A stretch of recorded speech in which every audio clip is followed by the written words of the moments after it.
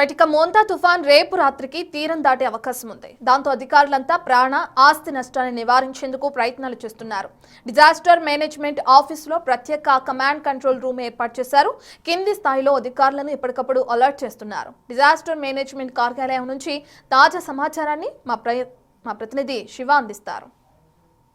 మోంతా తుఫాన్ ప్రభావం ఆంధ్రప్రదేశ్పై చాలా ఎక్కువగా కనిపిస్తోంది. ప్రధానంగా చూసుకుంటే ఇవాళ రేపు ఎల్లుండి అవటాయిలుండి దాదాపుగా 4 రోజుల పాటు అతి స్థాయిలో భారీ నుంచి అతి భారీ స్థాయిలో వర్షాలు కురిసే అవకాశం ఉందని డిజాస్టర్ మేనేజ్మెంట్ చెప్తుంది. ప్రస్తుతం మనం చూసుకోవచ్చు సైక్లోన్ ఎక్కడుంటి ఏంటి అనే దానికి సంబంధించి కూడా చూసుకోవచ్చు. గుండ్రంగా కూడా రెడ్, గ్రీను, ఎల్లోకి సంబంధించిన ఉంది. ఇక్కడ ఏదైతే రౌండప్ చేసిందో ఈ రౌండప్ చేసిన గ్రీన్ మార్క్ చేస్తున్న దగ్గర కూడా ఉన్న పరిస్థితి కనిపిస్తూ ఉంది. సో ప్రధానంగా ఏ అంశాలకు సంబంధించి ఏం జరుగుతుంది ఏంటి అనే దానికి సంబంధించి కూడా పూర్తి స్థాయిలో ఒక ప్రఫార్మా కొనసాగుతున్న పరిస్థితి కనిపిస్తూ ఉంది.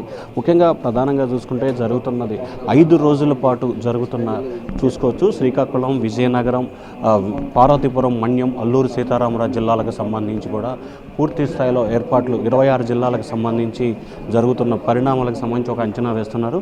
సో శ్రీకాకుళం దగ్గర నుంచి తిరుపతి వరకు ఏ రకంగా ఉంది ఏంటి అనే దానికి సంబంధించి కూడా డిస్ప్లే 27, 28, 29, 30, 31 5 రోజుల పాటు ఏ రకంగా ఉండబోతుంది ఏంటి అనే దానికి సంబంధించి అధికారులు పూర్తి స్థాయిలో ఏర్పాట్లు చేస్తూ ఉన్నారు.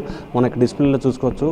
శ్రీకాకుళంలో 27 heavy rains, very heavy, mated of the light of mode, అట్లా మొత్తం 26 జిల్లాలకు సంబంధించి కూడా ఈ మోడ్ ఆఫ్ కండక్ట్ ఉంది. ఇక మరొక వైపు చూసుకుంటే కనుక ఇవాళ రేపు ఎల్లుండి 3 రోజులకు సంబంధించి ఇక్కడ చూసుకోవచ్చు. 28వ తారీఖుకు సంబంధించి రెడ్ జిల్లాకు సంబంధించి వెస్ట్ గోదావరి, పల్నాడు, ప్రకాశం, ఏలూరు, శ్రీకాకుళం, విజయనగరం, కాకినాడ, అల్లూరు సీతారామరాజు, పార్వతీపురం, విజయనగరం, విశాఖపట్నానికి సంబంధించి, అలాగే అనంతపురం, సత్యసాయి, కర్నూలుకి సంబంధించి ఎల్లో ఉంది. అలాగే మిగతా చోట్ల నంద్యాల, వైఎస్ఆర్ కడ, పుట్టిన అన్నమయ్య, తిరుపతికి సంబంధించి నార్మల్గా ఉంది.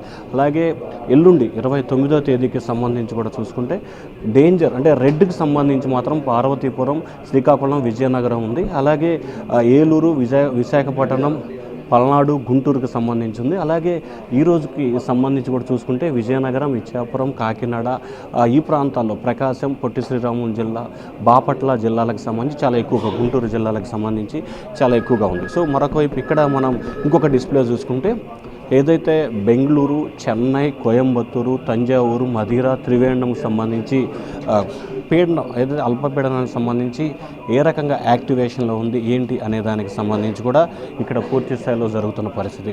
సో మొత్తం మీద చూసుకుంటే ఏదైతే రానున్న 48 నుంచి 72 గంటల్లో పాటు ఆంధ్రప్రదేశ్లో భారీ నుంచి అతి భారీ స్థాయిలో కూడా వర్షాలు కురిసే అవకాశం ఉంది.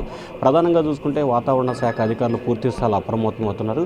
ఇప్పటికే సీఎం చంద్రబాబు సైతం కూడా ఉదయం నుంచి 2-3 సార్లు సమీక్షా సమావేశం నిర్వహించి ఎటువంటి విపత్కరమైన పరిస్థితులను ఎదుర్కొనేందుకు సిద్ధంగా ఉండాలని చెప్పి అధికారులకు ఆదేశాలు జారీ చేశారు. అలాగే ఎక్కడైతే దాదాపుగా 17 జిల్లాలకి అత్యంత వర్షపాతం నమోదే జిల్లాలు ఉన్నాయో అన్ని జిల్లాలకు సంబంధించిన మంత్రిని ప్రత్యేకంగా అక్కడ ప్రత్యేక అధికారులని మంత్రిని కేటాయించారు.